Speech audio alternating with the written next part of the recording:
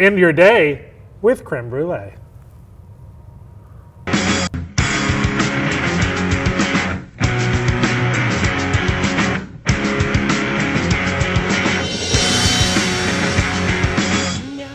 Welcome back to the Confluence Tap Room and a Stout Month for another Beer a Week release, specifically a Stout Month Week release, Stout Month Week 3. We're in the back half, and it's straight bangers. I mean, it was straight bangers up front, but straight bangers on the way out too.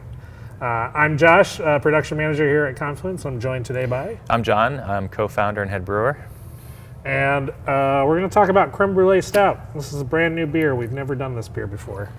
And the big challenge in a creme brulee stout is that all the flavors of a stout don't go in creme brulee. So when they talk about going to the drawing board, we had to go to the drawing board for this one. Right. Yeah. So yeah, super simple dessert, right? It's just vanilla custard with sugar caramelized over the top to give you that crackly topping. And a lot of people put fresh berries, and so we leaned into that. Yeah. And John, you want to talk about kind of the challenges of like building a stout with those flavors? You bet. Yeah, we want it to be dark, right? But kind of keep the roasty flavors out. Really, chocolate doesn't belong in there. Coffee doesn't belong in there. So it's really about trying to get a really sweet, flavorful base, and so that comes about with a lot of caramel malts. Yep. Yeah, some C20. We use some medium crystal, and then backing it up with a ton of lactose. Yeah, we're not a lactose brewery by any stretch. We don't lean into that flavor very often, but there are places it belongs. Yeah. And when you're trying to make a beer that tastes like vanilla custard, that seems like an obvious place to use lactose, right? Yes. All right, so what's the difference between flan and custard? So they're extremely similar. Actually, when I was doing the research for this beer and the copy and all that, I was looking up the difference. And now, you put me on the spot, so off the top of my head, I can't remember. What I remember is that they're so close that really it's like the Spanish way of making the dessert versus the French way of making the dessert. My brain says there's less cream and more milk in flan, maybe a little lighter body. That's just very little experience. Yeah, sure.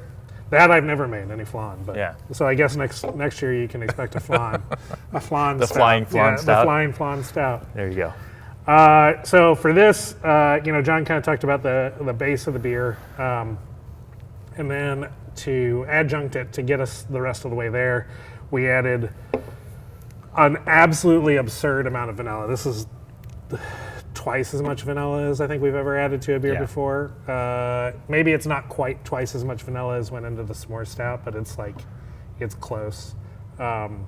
So a lot of beans, over 8 pounds of beans went into this 16 barrel batch of beer.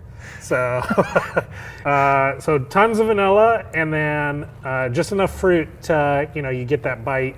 We want you to get that bite of crackly topping, so the caramel from the malt, all that vanilla custard, the lactose, the vanilla, and then just you got a nice fresh berry in there. So we added just a touch of blueberries and just a touch of raspberries, not enough to overwhelm the rest of the beer, but enough to know it's there.